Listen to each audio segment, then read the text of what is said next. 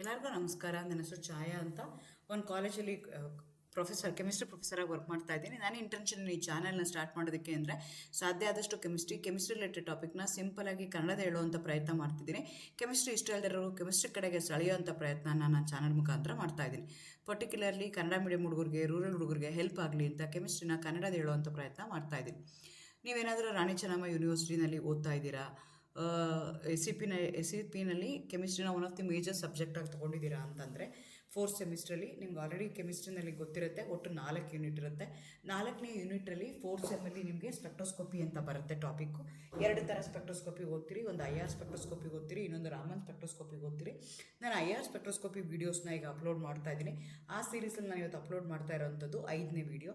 ಇವತ್ತಿನ ವೀಡಿಯೋದಲ್ಲಿ ನಾನು ಏನು ಮಾಡ್ತಾ ಇದ್ದೀನಿ ಅಂದರೆ, IR ಸ್ಪೆಕ್ಟ್ರೋಸ್ಕೋಪಿನಲ್ಲಿ ಯಾವ್ಯಾವುದು ಪ್ರಾಬಬಲ್ ಕ್ವಶನ್ಸ್ ಕೇಳ್ಬೋದು ಅದ್ರ ಮೇಲೆ ವಿಡಿಯೋ ಮಾಡ್ತಾ ಇದ್ದೀನಿ. ಹೇಗೆ ನಿಮ್ಗೆ ಗೊತ್ತಿದೆ 2 ಮಾರ್ಕ್ಸ್ ಕ್ವಶನ್ಸ್ ಬರುತ್ತೆ, ಇಲ್ಲಾಂದರೆ 5 ಮಾರ್ಕ್ಸ್ ಕ್ವಶನ್ ಬರುತ್ತೆ. ಆ 5 ಮಾರ್ಕ್ಸ್ದು ಒಂದೇ ಒಂದು 5 ಮಾರ್ಕ್ಸ್ ಕ್ವಶನ್ ಕೇಳ್ಬೋದು. ಇಲ್ಲ ಅಂತಂದರೆ ಅದನ್ನು ಸ್ಪ್ಲಿಟ್ ಮಾಡಿ 3+2 ಥರನೂ ಕೇಳಿ ನಿಮಗೆ ಪ್ರಶ್ನೆಗಳನ್ನ ಕೇಳ್ಬೋದು. ಆಲ್ರೆಡಿ IR ಸ್ಪೆಕ್ಟ್ರೋಸ್ಕೋಪಿ ಪ್ರಿನ್ಸಿಪಲ್ ಯಾವುದಿದೆ, ಅದರದ್ದು ಸ್ಟ್ರೆಚಿಂಗ್ ಫ್ರೀಕ್ವೆನ್ಸಿ ಏನು, ಬೆಂಡಿಂಗ್ ಫ್ರೀಕ್ವೆನ್ಸಿ ಅಂದರೆ ಏನು, ಅದನ್ನೆಲ್ಲ ಆಲ್ರೆಡಿ ವೀಡಿಯೋಗಳೆಲ್ಲ ನಾನು ಎಕ್ಸ್ಪ್ಲೇನ್ ಮಾಡಿದ್ದೀನಿ. ಅಲ್ಲಿ ಈ ವಿಡಿಯೋದಲ್ಲಿ ನಾನು ಅದನ್ನು ಇನ್ ಡೀಟೇಲಾಗಿ ಅದನ್ನು ಹೇಳೋದಕ್ಕಾಗಲ್ಲ. ಆನ್ಸರ್ ಟು ದಿ ಪಾಯಿಂಟ್, ಪ್ರಶ್ನೆಗಳಿಗೆ ಏನು ಉತ್ತರ ಬರೀಬೇಕು ಅದನ್ನಷ್ಟೇ ಇಲ್ಲಿ ಹೇಳ್ತಾ ಹೋಗ್ತೀನಿ. ಬಟ್ ಜನರಲಿ ಹುಡುಗರು ಇದನ್ನು ಏನು ಮಾಡ್ತಾರೆ ಅಂದರೆ, ಯಾವುದೂ ಅವರು ಸಿಲೆಬಸ್ ಕವರ್ ಆಗಿರೋದನ್ನು ಯಾವುದೂ ಓದೋದಿಲ್ಲ, ಬರೀ ಕ್ವಶನ್ ಆನ್ಸರ್ಸ್ ಮಾತ್ರ ಓದೋಕ್ಕೆ ಹೋಗ್ತಾರೆ. ನಾನು ಇಲ್ಲಿ ಸಿಂಪ್ಲಿಫೈ ಮಾಡಿ ಹೇಳ್ತೀನಿ. ನನಗಿದು ಎಷ್ಟೊಂದು ಅರ್ಥ ಆಗ್ತಿಲ್ಲ, ನೆನ್ಪಿಟ್ಕೊಳ್ಳೋಕ್ಕಾಗ್ತಿಲ್ಲ, ಗೊತ್ತಾಗ್ತಿಲ್ಲ ಅಂತಾರೆ. ಇದು ಏನು ಅಂತಂದರೆ, ಈ ಕ್ವಶನ್ ಆನ್ಸರ್ಸ್ ಹೇಗೆ ಅಂತಂದರೆ, ಒಂದು ನಮಗೆ ಫ್ರೇಮ್ ವರ್ಕ್ ಥರ. ಈಗ ಆಲ್ರೆಡಿ ನಿಮಗೆಲ್ಲ ಗೊತ್ತಿದೆ, ಆ ಗೊತ್ತಿರೋದ್ರಲ್ಲಿ ಏನು ಬರೀಬೇಕು. ಈಗ 2 ಮಾರ್ಕ್ ಕ್ವಶನ್ ಕೊಟ್ಟರೆ ಏನು ಬರೀಬೇಕು, 5 ಮಾರ್ಕ್ ಕ್ವಶನ್ ಕೊಟ್ಟರೆ ಏನು ಬರೀಬೇಕು, 3 ಮಾರ್ಕ್ ಕ್ವಶನ್ ಕೊಟ್ಟರೆ ಏನು ಬರೀಬೇಕು, ಪ್ರಾಬಬಲ್ ಕ್ವಶನ್ಸ್ ಯಾವ ಥರ ಕೇಳ್ತಾರೆ ಅದನ್ನಷ್ಟೇ ನಾನು ಇಲ್ಲಿ ಡಿಸ್ಕಸ್ ಮಾಡೋಕ್ಕೆ ಸಾಧ್ಯ ಹೊರತು ಆ ಕಾನ್ಸೆಪ್ಟ್ನ ಇನ್ ಡೀಟೇಲಾಗಿ ನಾನು ಇಲ್ಲಿ ಹೇಳೋಕ್ಕಾಗಲ್ಲ. ಯಾಕಂದರೆ ಇದೇ ಥರ ಈ ಈ ವಿಡಿಯೋದಲ್ಲಿ ಏನು ನಾನು ಕ್ವಶನ್ಸ್ ಆನ್ಸರ್ ಮಾಡ್ತೀನಿ ಅದಕ್ಕಿಂತ ಮುಂಚೆ 4 ವೀಡಿಯೋದಲ್ಲಿ ಅದನ್ನು ಇನ್ ಡೀಟೇಲಾಗಿ ಹೇಳಿದ್ದೀನಿ. ಆ 4 ವೀಡಿಯೋದಲ್ಲಿರೋದನ್ನು ಈ ವಿಡಿಯೋದಲ್ಲಿ ಸೇರಿಸ್ಕೊಂಡು ನಾನು ಹೇಳಿದ್ರೆ ಲೆಂದಿ ಆಗಿಬಿಡುತ್ತೆ, ಹೇಳೋಕ್ಕಾಗಲ್ಲ ನಾನು.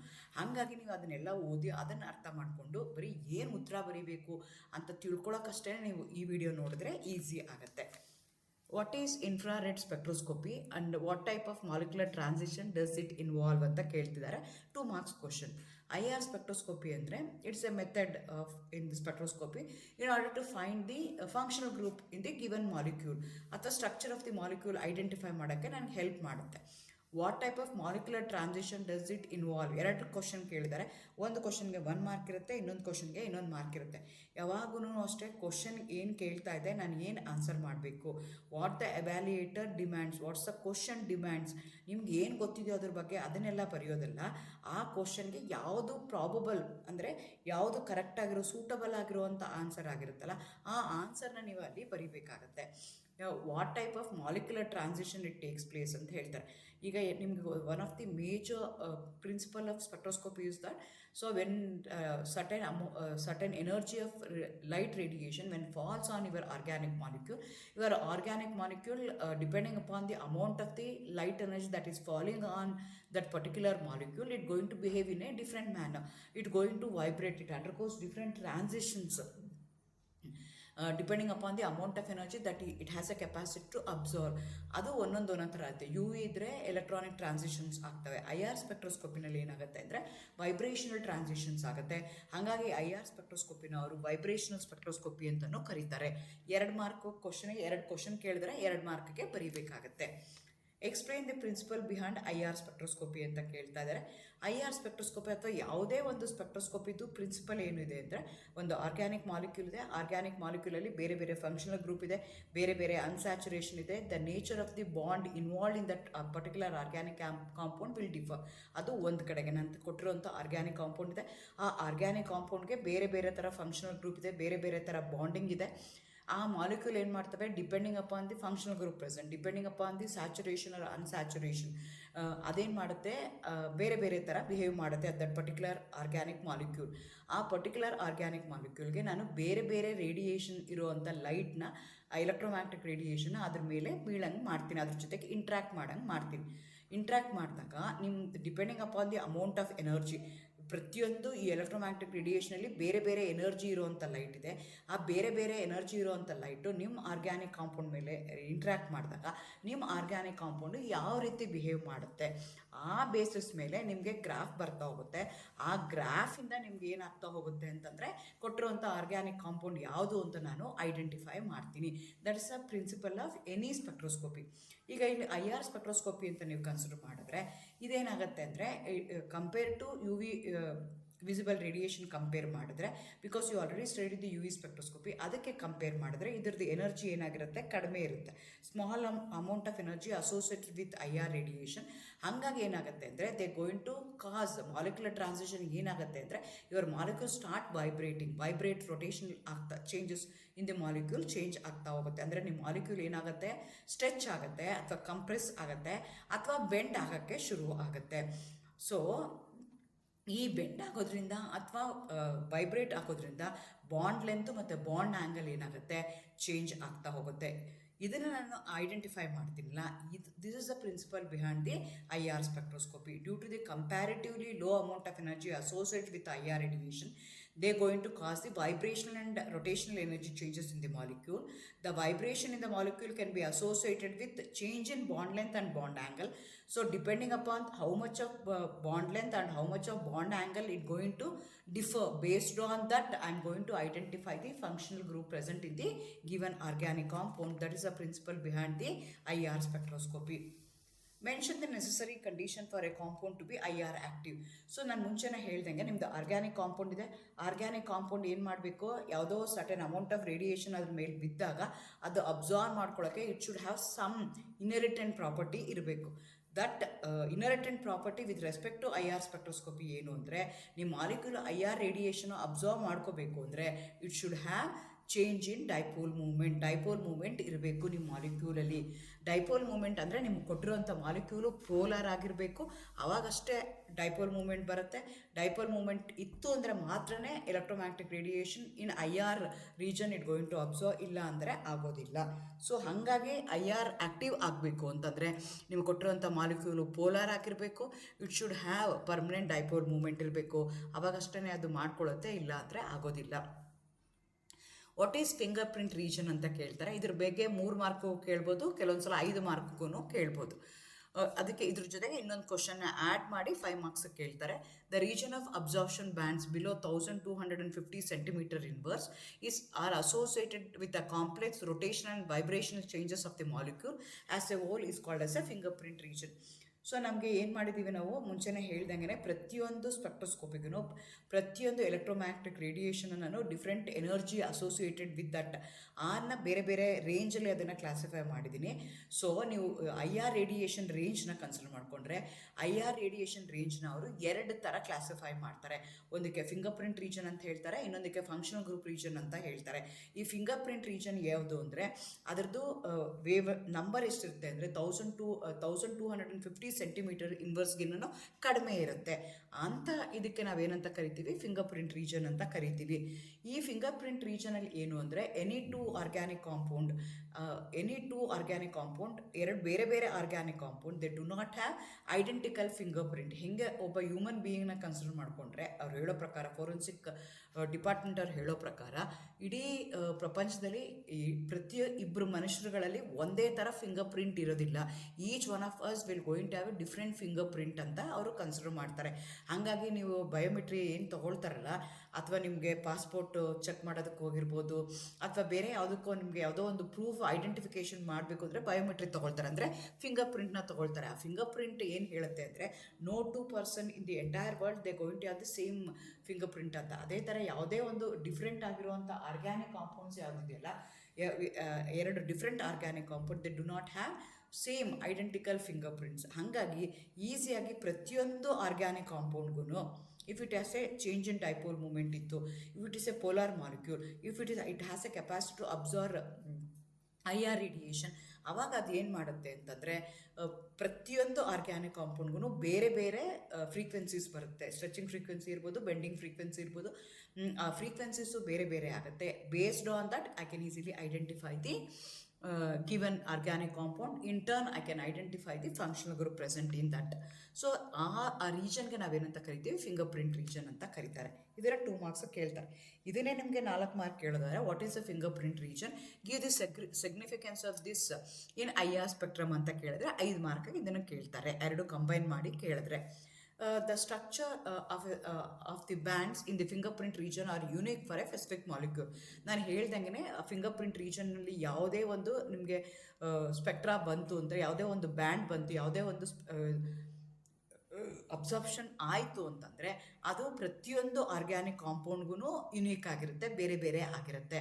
ಯಾವುದೇ ಒಂದು ಕಾಂಪೌಂಡ್ಗೆ 2 ಕಾಂಪೌಂಡ್ಗೆ ಒಂದೇ ನಿಮಗೆ ಬ್ಯಾಂಡ್ ಬರಲ್ಲ, ಬೇರೆ ಬೇರೆ ಬ್ಯಾಂಡ್ ಬರುತ್ತೆ. So this region is used in matching the unknown spectrum to the known substance in the library of the standard spectra. So ನಂತರ ಒಂದು ಸ್ಟ್ಯಾಂಡರ್ಡ್ ಸ್ಪೆಕ್ಟ್ರಾ ಐತೆ. ನಾನು ಹೇಳ್ದಂಗೆ 3300 ಸೆಂಟಿಮೀಟರ್ ಇನ್ವರ್ಸ್ಗೆ ನನಗೆ ಸ್ಪೆಕ್ಟ್ರಾ ಬರ್ತಾ ಇದೆ ಅಂತಂದರೆ ನನಗೆ ಆಲ್ರೆಡಿ ನನಗೆ ಡೇಟಾ ಇರುತ್ತೆ. ಆ ಡೇಟಾದಲ್ಲಿ ಚೆಕ್ ಮಾಡ್ತೀನಿ ಈ ರೇಂಜ್ ಬಂತು ಅಂದರೆ ಯಾವುದಿರ್ಬೋದು ಫಂಕ್ಷನಲ್ ಗ್ರೂಪ್ ಅಂತ. ಸೊ ಆ ರೀತಿಯಾಗಿ ನಂಗೆ ಲೈಬ್ರರಿಲಿರುವಂಥ ಸ್ಟ್ಯಾಂಡರ್ಡ್ ಸ್ಪೆಕ್ಟ್ರಾ ಜೊತೆ ಕಂಪೇರ್ ಮಾಡಿಕೊಂಡು ಕೊಟ್ಟಿರುವಂಥ ಕಾಂಪೌಂಡಲ್ಲಿರುವಂಥ ಫಂಕ್ಷನಲ್ ಗ್ರೂಪ್ ಯಾವುದು ಅಂತ ನಾನು ಐಡೆಂಟಿಫೈ ಮಾಡ್ತೀನಿ. Each band will have A corresponding identification. ಪ್ರತಿಯೊಂದು ಗ್ರಾಫ್ಗೂ, ಪ್ರತಿಯೊಂದು ಪೀಕ್ಗೂ, ಪ್ರತಿಯೊಂದು ಬ್ಯಾಂಡ್ಗೂ ನಿಮ್ಗೆ ಏನಾಗ್ತಾ ಹೋಗುತ್ತೆ, ಬೇರೆ ಬೇರೆ ಫ್ರೀಕ್ವೆನ್ಸೀಸ್ ಬರುತ್ತೆ. ಡಿಪೆಂಡಿಂಗ್ ಅಪಾನ್ ದಟ್ ಫ್ರೀಕ್ವೆನ್ಸಿ ನಾನು ಈಸಿಯಾಗಿ ಕೊಟ್ಟಿರೋ ಕಾಂಪೌಂಡಲ್ಲಿರುವಂಥ ಫಂಕ್ಷನಲ್ ಗ್ರೂಪ್ ಯಾವುದು ಅಂತ ನಾನು ಐಡೆಂಟಿಫೈ ಮಾಡ್ಕೋಬೋದು. ಅಕಸ್ಮಾತ್ CH ಬಾಂಡ್ ಇದೆ ಅಂತ ಇಟ್ಕೊಂಡು ಫಾರ್ ಎಕ್ಸಾಂಪಲ್, ಅದು ಎಲ್ಲಿ ಬರುತ್ತೆ ಬ್ಯಾಂಡು ಅಂದರೆ 2800 ಸೆಂಟಿಮೀಟ್ರಿಗೆ ಬರ್ತಾ ಇದೆ. ಸೊ ನಂದು ಯಾವುದೋ ಒಂದು ಅನ್ನೋನ್ ಕಾಂಪೌಂಡ್ ಇದೆ, ಅದಕ್ಕೆ ಏನು ಮಾಡ್ತಾ ಇದ್ದೀನಿ, ನಾನು ಪೀಕ್ ತೆಗೆದಿದ್ದೀನಿ, IR ಸ್ಪೆಕ್ಟ್ರಾ ತೆಗೆದಿದ್ದೀನಿ. IR ಸ್ಪೆಕ್ಟ್ರಾ ತೆಗೆದಾಗ ನನಗೆ ಬ್ಯಾಂಡ್ ಎಲ್ಲಿ ಬರ್ತಾ ಇದೆ, ಪೀಕ್ ಎಲ್ಲಿ ಬರ್ತಿದೆ ಅಂದರೆ 2800 ಬರ್ತಿದೆ ಅಂದರೆ 100% ನನ್ನ ಕಾಂಪೌಂಡಲ್ಲಿ CH ಬಾಂಡ್ ಇದೆ ಅಂತ. ಈ ರೀತಿಯಾಗಿ ಐಡೆಂಟಿಫೈ ಮಾಡೋದಕ್ಕೆ ನನಗೆ ಫಿಂಗರ್ ಪ್ರಿಂಟ್ ರೀಜನ್ನು ಹೆಲ್ಪ್ ಮಾಡುತ್ತೆ. Distinguish between stretching and bending modes of vibration ಅಂತ ಕೇಳ್ತಾರೆ. ನಾನು ಹೇಳ್ದಂಗೆ ನಿಮ್ಮ ಮಾಲಿಕ್ಯೂಲ್ಗೆ IR ರೇಡಿಯೇಷನ್ ಅಬ್ಸಾರ್ವ್ ಮಾಡ್ಕೊಳ್ತು. ನಿಮ್ಮ ಮಾಲಿಕ್ಯೂಲು IR ಆ್ಯಕ್ಟಿವ್ ಆಗಿದೆ, it is a non polar it's a polar molecule, it has a permanent dipole moment ಇದೆ ಅಂದಾಗ ನಿಮ್ಮ ಮಾಲಿಕ್ಯೂಲ್ ಏನು ಮಾಡುತ್ತೆ, ಅಬ್ಸಾರ್ವ್ ಮಾಡ್ಕೊಳ್ಳುತ್ತೆ. ಅಬ್ಸಾರ್ವ್ ಮಾಡಿದಾಗ ನಿಮ್ಗೆ ಏನಾಗುತ್ತೆ, ಸ್ಟ್ರೆಚಿಂಗ್ ಅಥವಾ ಬೆಂಡಿಂಗ್ ಆಗ್ಬೋದು. ಅಂದರೆ ನಿಮ್ಮ ಮಾಲಿಕ್ಯೂಲ್ ಏನಾಗುತ್ತೆ, ವೈಬ್ರೇಷನ್ ಅಥವಾ ರೊಟೇಷನ್ ಆಗೋಕ್ಕೆ ಶುರು ಆಗುತ್ತೆ. ಅದು ಆ ಥರ ನನಗೆ ವೈಬ್ರೇಷನ್ ಆಗ್ತಾ ಹೋಗುತ್ತೆ. ಅದರಲ್ಲಿ 2 ಇದೆ, ಒಂದಕ್ಕೆ ಸ್ಟ್ರೆಚಿಂಗ್ ಅಂತಾರೆ, ಇನ್ನೊಂದಕ್ಕೆ ಬೆಂಡಿಂಗ್ ಅಂತಾರೆ. ಸ್ಟ್ರೆಚಿಂಗ್ ಅಂದರೆ ಏನು, ಯಾವುದೋ ಒಂದು ಮಾಲಿಕ್ಯೂಲ್ ಇದೆ, ಅದು ಎನರ್ಜಿ ಅಬ್ಸರ್ವ್ ಮಾಡಿದ ತಕ್ಷಣ ಅದೇನಾಗುತ್ತೆ, ಲೆಂತ್ ವೈಸು ಇನ್ಕ್ರೀಸ್ ಆಗ್ಬೋದು, ಬಾಂಡ್ ಲೆಂತ್ ಇನ್ಕ್ರೀಸ್ ಆಗ್ಬೋದು, ಅಥವಾ ಅದು ಕಂಪ್ರೆಸ್ಸು ಆಗ್ಬೋದು. So change in bond length ಆಗ್ತಾ ಇರುತ್ತೆ, ಇನ್ಕ್ರೀಸ್ ಆಗ್ಬೋದು ಅಥವಾ ಡಿಕ್ರೀಸ್ ಆಗ್ಬೋದು. But the atom remain the same bond Axis ಇರ್ತವೆ. ಅದಕ್ಕೆ ನಾವೇನಂತ ಕರಿತೀವಿ, ಸ್ಟ್ರೆಚಿಂಗ್ ಫ್ರೀಕ್ವೆನ್ಸಿ ಅಂತ ಕರಿತೀವಿ, ಅಥವಾ ಸ್ಟ್ರೆಚಿಂಗ್ ಮೋಡ್ ಆಫ್ ವೈಬ್ರೇಷನ್ ಅಂತ ಕರಿತೀವಿ. ಬೆಂಡಿಂಗಲ್ಲಿ ಏನಾಗುತ್ತೆ ಅಂದರೆ positions of the atom will change with respect to bond axis, ಅಥವಾ ಬಾಂಡ್ ಆ್ಯಂಗಲ್ ಚೇಂಜ್ ಆಗುತ್ತೆ, ಬೆಂಡ್ ಆಗೋಕ್ಕೆ ಶುರು ಮಾಡ್ತವೆ. ಅಂಥದಕ್ಕೆ ನಾವೇನಂತ ಕರಿತೀವಿ, ಬೆಂಡಿಂಗ್ ವೈಬ್ರೇಷನ್. ಈಗ ನಿಮ್ಮದು ಆರ್ಗ್ಯಾನಿಕ್ ಕಾಂಪೌಂಡ್ ಇದೆ, IR ಆ್ಯಕ್ಟಿವ್ ಇದೆ, ನಾನ್ ಪೋಲಾರ್ ಇದೆ, ಅಲ್ಲಿಗೆ ಚೇಂಜ್ ಇನ್ ಡೈಪೋಲ್ ಮೂಮೆಂಟ್ ಇದೆ. ಆ ಮಾಲಿಕ್ಯೂಲ್ ಏನು ಮಾಡ್ತಾ ಇದೆ, IR ರೇಡಿಯೇಷನ್ ಅಬ್ಸರ್ವ್ ಮಾಡ್ಕೊಳ್ತಿದ್ದಾಗ 2 ಥರ ಚೇಂಜ್ ಕಾಣಿಸುತ್ತೆ. ಒಂದು ಚೇಂಜ್ ಇನ್ ಬಾಂಡ್ ಲೆಂತ್ ಆಗ್ಬೋದು, ಇನ್ನೊಂದು ಚೇಂಜ್ ಇನ್ ಬಾಂಡ್ ಆ್ಯಂಗಲ್ ಆಗ್ಬೋದು. ಚೇಂಜ್ ಇನ್ ಬಾಂಡ್ ಲೆಂತ್ ಅಂದರೆ ಏನಾಗ್ಬೋದು, ಬಾಂಡ್ ಲೆಂತ್ ಇನ್ಕ್ರೀಸ್ ಆಗ್ಬೋದು, ಬಾಂಡ್ ಲೆಂತ್ ಡಿಕ್ರೀಸ್ ಆಗ್ಬೋದು. ಬಾಂಡ್ ಲೆಂತ್ ಸ್ಟ್ರೆಚ್ ಆಗ್ಬೋದು, ಬಾಂಡ್ ಲೆಂತ್ ಕಂಪ್ರೆಸ್ ಆಗ್ಬೋದು. ಆ ಕಂಪ್ರೆಸ್ ಆಗ್ಬೋದು ಅಥವಾ ಸ್ಟ್ರೆಚಿಂಗ್ ಆಗುತ್ತಲ್ಲ, ಅದಕ್ಕೆ ನಾವೇನಂತ ಕರಿತೀವಿ, ಸ್ಟ್ರೆಚಿಂಗ್ ಫ್ರೀಕ್ವೆನ್ಸಿ ಅಂತ ಕರಿತೀವಿ. ಅದೇ ಥರ ಬೆಂಡಿಂಗ್ ಅಂತ ತೊಗೊಂಡ್ರೆ ನಿಮ್ಮ ಮಾಲಿಕ್ಯೂಲ್ ಏನಾಗುತ್ತೆ, ಚೇಂಜ್ ಇನ್ ಬಾಂಡ್ ಆ್ಯಂಗಲ್ ಆಗುತ್ತೆ. ಅವು ಏನಾಗ್ತವೆ, ಆಕ್ಸಿಸ್ಸು ಚೇಂಜ್ ಆಗ್ತವೆ. ಚೇಂಜ್ ಇನ್ ಬಾಂಡ್ ಲೆಂತಲ್ಲಿ ಏನಾಗುತ್ತೆ ಅಂದರೆ 2 atom they going to remain in the same ಆಕ್ಸಿಸಲ್ಲಿ ಇರ್ತವೆ. ಬೆಂಡಿಂಗಲ್ಲಿ ಆದಾಗ ಆ ಒರಿಜಿನಲ್ ಆಕ್ಸಿಸ್ಸು ಸ್ವಲ್ಪ ಅವು ಚೇಂಜ್ ಆಗ್ತವೆ. ಈ ರೀತಿ ಡಿಫ್ರೆನ್ಸ್ ಇದೆ 2ಕ್ಕೂ. Give any 2 examples of the functional groups and their characteristic absorption region in IR spectroscopy. ನೋಡ್ರಿ, ಈ ಥರ ಕ್ವಶನ್ ಕೇಳ್ತಾರೆ, ಇದು ಇಂಪಾರ್ಟೆಂಟು ನಿಮಗೆ. Infrared spectroscopy is a powerful tool to identify the functional group based on their characteristic absorption bands. ನಿಮ್ಗೆ ಅವ್ರು ಹೇಳಿದ್ದಾರೆ, ಆಲ್ಕೇನು, ಆಲ್ಕೀನ್ಸು, ಈ ಆಸಿಡು, ಎಸ್ಟರು, ಇದೆಲ್ಲ ನಿಮಗೆ ಸ್ಟ್ರೆಚಿಂಗ್ ಫ್ರೀಕ್ವೆನ್ಸಿ ನಿಮ್ಗೆ ಗೊತ್ತಿರಬೇಕು, ಬೆಂಡಿಂಗ್ ಫ್ರೀಕ್ವೆನ್ಸೀಸ್ ನಿಮ್ಗೆ ಗೊತ್ತಿರಬೇಕು ಅಂತ ಅವ್ರು ಆಲ್ರೆಡಿ ಹೇಳಿದ್ದಾರೆ ನಿಮ್ಮ ಸಿಲೆಬಸ್ಸಲ್ಲಿ. ಹಾಗಾಗಿ ಎನಿ 2 ಫಂಕ್ಷನಲ್ ಗ್ರೂಪ್ ಅಂತ ಕೇಳ್ತಾರೆ, ಯಾವ್ದು ಬೇಕಾದ್ರೂ ಹೇಳ್ಬೋದು. ಬಟ್ ಜನರಲಿ ನಾನಿಲ್ಲಿ 2 ಎಕ್ಸಾಂಪಲ್ ತೊಗೊಂಡಿದ್ದೀನಿ. ಒಂದು ಕಾರ್ಬನೈಲ್ ಕಾಂಪೌಂಡ್ನ ತೊಗೊಂಡಿದ್ದೀನಿ, ಇನ್ನೊಂದು ಹೈಡ್ರಾಕ್ಸಿಲ್ ಗ್ರೂಪ್ನ ತೊಗೊಂಡಿದ್ದೀನಿ. ಇದ್ರ ಮೇಲೆ ಪ್ರಾಬ್ಲಮ್ಸು ಕೇಳ್ಬೋದು ಅಂತ ನಾನು ಅದನ್ನೇ ತೊಗೊಂಡಿದ್ದೀನಿ. ಈಗ ಹೈಡ್ರಾಕ್ಸೈಲ್ ಗ್ರೂಪ್ ಇತ್ತು ಅಂದರೆ, ಫ್ರೀ OH ಗ್ರೂಪ್ ಇತ್ತು ಅಂತಂದರೆ 3600 ಸೆಂಟಿಮೀಟರ್ ಇನ್ವರ್ಸ್ ಬರುತ್ತೆ. ಅದೇನಾದರೂ ಹೈಡ್ರೋಜನ್ ಬಾಂಡ್ ಆಗಿತ್ತು ಅಂತ, ಎಗೇನ್ ಹೈಡ್ರೋಜನ್ ಬಾಂಡಿಂಗ್ ಅಂದರೆ ಅದು ಇಂಟರ್ಮಾಲಿಕ್ಯುಲರ್ ಹೈಡ್ರೋಜನ್ ಬಾಂಡಿಂಗ್ ಆಗಿರ್ಬೋದು ಅಥವಾ ಇಂಟ್ರಾಮಾಲಿಕ್ಯುಲರ್ ಹೈಡ್ರೋಜನ್ ಬಾಂಡಿಂಗ್ ಆಗಿರ್ಬೋದು. ಆವಾಗ ಅದು 1200 to 1400 ಸೆಂಟಿಮೀಟರ್ ಇನ್ವರ್ಸ್ ಬರುತ್ತೆ. ಫ್ರೀ OH ಇತ್ತು ಅಂತಂದರೆ ಪೀಕ್ ಯಾವ ಥರ ಇರುತ್ತೆ ಅಂದರೆ ಶಾರ್ಪ್ ಆಗಿರುತ್ತೆ. If it is intermolecular hydrogen ಬಾಂಡಿಂಗಲ್ಲಿ ಇನ್ವಾಲ್ವ್ ಆಗಿತ್ತು ಅಂದರೆ ಬ್ರಾಡ್ ಸ್ಪೆಕ್ಟ್ರಾ ನಿಮಗೆ ಬರ್ತಾ ಹೋಗುತ್ತೆ. ಆಲ್ಕೋಹಾಲ್ಸು, ಫಿನಾಲ್ಸಲ್ಲೆಲ್ಲ ಇದು ಕಾಣಿಸ್ಕೊಳ್ತಾ ಹೋಗುತ್ತೆ. ಅದೇ ಥರ ಕಾರ್ಬನೈಲ್ ಕಾಂಪೌಂಡ್ ಇದ್ದಾಗ ಸ್ಟ್ರೆಚಿಂಗ್ ಫ್ರೀಕ್ವೆನ್ಸಿ ಏನಾಗಿರುತ್ತೆ ಅಂದರೆ ಸ್ಟ್ರಾಂಗ್ ಇರುತ್ತೆ, ಶಾರ್ಪ್ ಪೀಕ್ ಬರುತ್ತೆ. 1650 to 1750 ಸೆಂಟಿಮೀಟರ್ ಇನ್ವರ್ಸು. ಇದು ಕಾರ್ಬನೈಲ್ ಅಂತಂದರೆ ಕೀಟೋನ್ಸ್ ಆಗ್ಬೋದು, ಆಲ್ಡಿಹೈಡ್ಸ್ ಆಗ್ಬೋದು, ಕಾರ್ಬಾಕ್ಸಿಲಿಕ್ ಆಸಿಡ್ಸ್ ಆಗ್ಬೋದು, ಎಸ್ಟರ್ಸ್ ಆಗಿರ್ಬೋದು. So depending upon there stretching vibration range ನಾವು ಕೊಟ್ಟಿರುವಂಥ ಆರ್ಗ್ಯಾನಿಕ್ ಕಾಂಪೌಂಡಲ್ಲಿರುವಂಥ ಫಂಕ್ಷನಲ್ ಗ್ರೂಪ್ ಯಾವುದು ಅಂತ ನಾವು ಐಡೆಂಟಿಫೈ ಮಾಡ್ಬೋದು. ಸೊ ನೀವು ಯಾವ್ದಾರು ಎರಡು ಕೊಡ್ಬೋದು, ಬಟ್ ಜನರಲಿ ಇದು ನಮಗೆ ಇಂಪಾರ್ಟೆಂಟು. ಹಾಗಾಗಿ ಆ 2 ಎಕ್ಸಾಂಪಲ್ನ ಕೊಟ್ಟಿದ್ದೀನಿ. How IR spectroscope used to distinguish between free OH and hydrogen bonded OH groups ಅಂತ ಹೇಳ್ತಿದ್ದಾರೆ. ಅದೇ ಫ್ರೀ OH ಗ್ರೂಪ್ ಇದ್ದಾಗ ಅದು ಶಾರ್ಪ್ ಪೀಕ್ ಬರುತ್ತೆ, 1600 ಸೆಂಟಿಮೀಟರ್ ಇನ್ವರ್ಸಲ್ಲಿ ಕಾಣಿಸ್ಕೊಳ್ಳುತ್ತೆ. ಹೈಡ್ರೋಜನ್ ಬಾಂಡೆಡ್ ಆಗಿತ್ತು ಅಂದರೆ 3400 to 3200 ತನಕ ನಿಮಗೆ ಕಾಣಿಸ್ಕೊಳ್ತಾ ಹೋಗುತ್ತೆ. Depending upon the stretching frequencies we can easily identify whether the given ಕಾಂಪೌಂಡಲ್ಲಿರುವಂಥ OH ಫ್ರೀ OH ಇದೆಯಾ ಅಥವಾ ಹೈಡ್ರೋಜನ್ ಬಾಂಡೆಡ್ OH ಇದೆಯಾ ಅಂತ ನಾನು ಈಸಿಯಾಗಿ ಐಡೆಂಟಿಫೈ ಮಾಡ್ಬೋದು. Differentiate between stretching and bending vibration in IR spectroscopy ಅಂತ ಹೇಳ್ತೀವಿ. ಸ್ಟ್ರೆಚಿಂಗ್ ವೈಬ್ರೇಷನ್ ಏನಾಗುತ್ತೆ, involves the continuous change in the interatomic distance along the axis of the bond between 2 atoms. ನಾನು ಮುಂಚೆನೇ ಹೇಳ್ದಂಗೆ ಸ್ಟ್ರೆಚಿಂಗ್ ಅಂದರೆ ಏನಾಗುತ್ತೆ, change in interatomic distance change ಆಗುತ್ತೆ. ಅಂದರೆ ಬಾಂಡ್ ಲೆಂತ್ ಇನ್ಕ್ರೀಸ್ ಆಗ್ಬೋದು, ಬಾಂಡ್ ಲೆಂತ್ ಡಿಕ್ರೀಸ್ ಆಗ್ಬೋದು. ನಿಮ್ಗೆ ಕೊಟ್ಟಿರೋಂಥ ಮಾಲಿಕ್ಯೂಲ್ ಆ ಎನರ್ಜಿನ ಅಬ್ಸರ್ವ್ ಮಾಡ್ಕೊಂಡ್ಮೇಲೆ ಸ್ಟ್ರೆಚ್ ಆಗ್ಬೋದು ಅಥವಾ ಕಂಪ್ರೆಸ್ ಆಗ್ಬೋದು.